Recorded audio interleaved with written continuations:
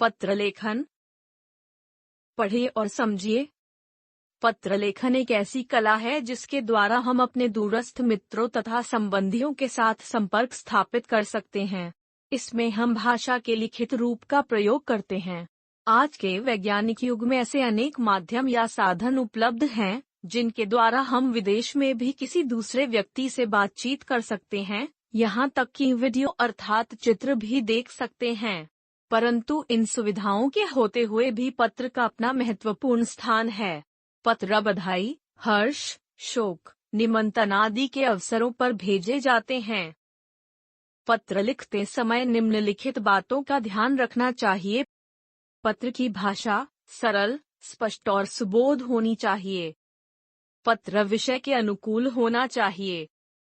पत्र बाईं ओर से लिखना आरंभ करना चाहिए। पद का ध्यान रखते हुए उचित संबोधन लिखना चाहिए। प्रेषक का पूरा पता व दिनांक अवश्य लिखना चाहिए। पत्र में अनावश्यक विस्तार से बचना चाहिए तथा सरल, स्पष्ट और विषय अनुकूल अभिव्यक्ति करनी चाहिए।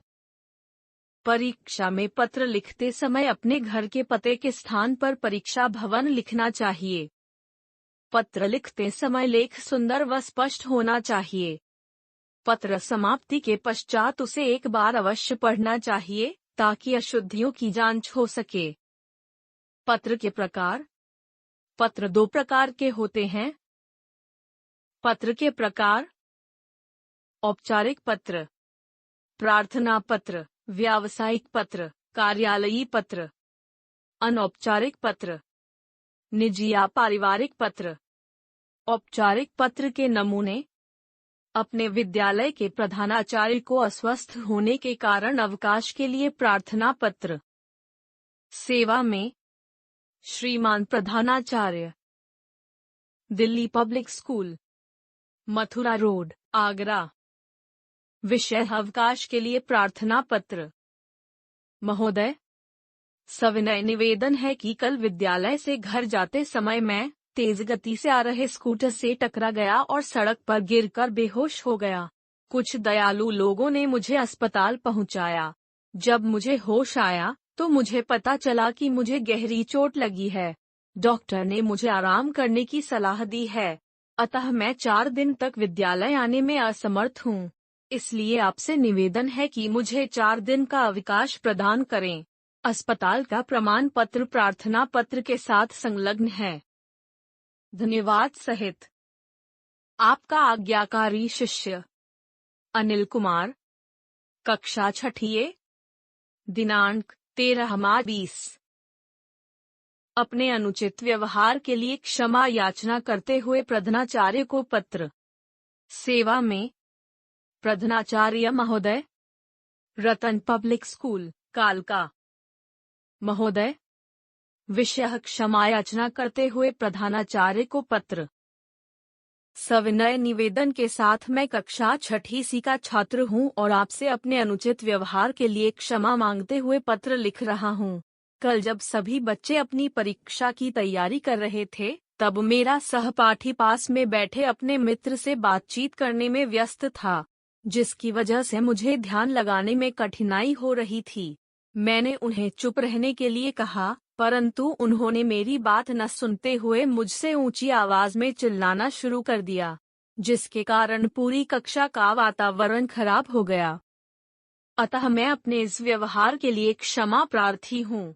मैं आपसे वादा करता हूँ कि मैं भविष्य में कभी शिकायत का अवसर नहीं दूंगा। आशा है आप मुझे क्षमा कर देंगे।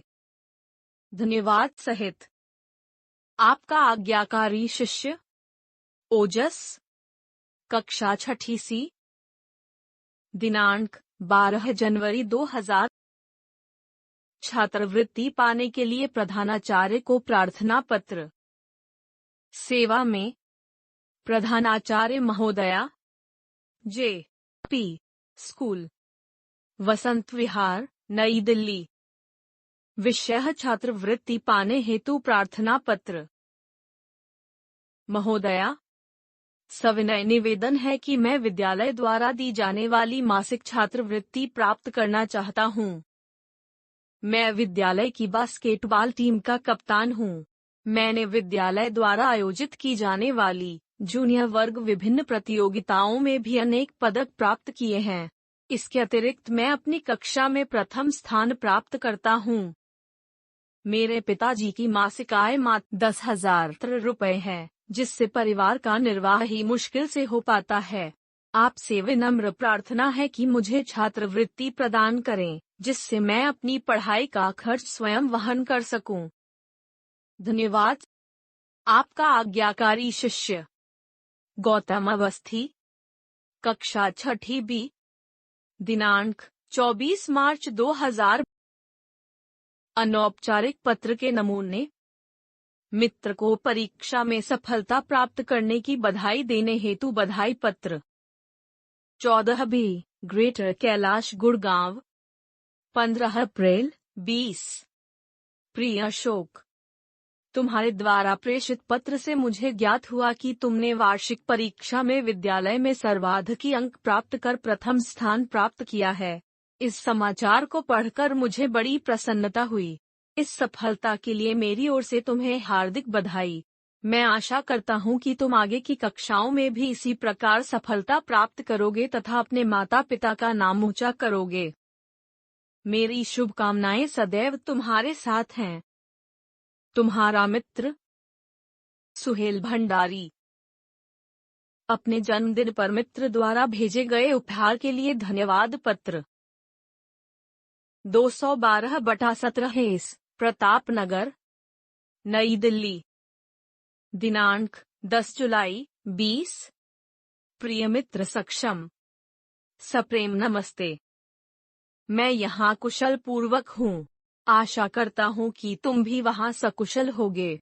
तुमने मेरे जन्मदिन पर जो उपहार और शुभकामना संदेश भेजा है, उसके लिए मैं तुम्हें धन्यवाद देना चाहता हूँ।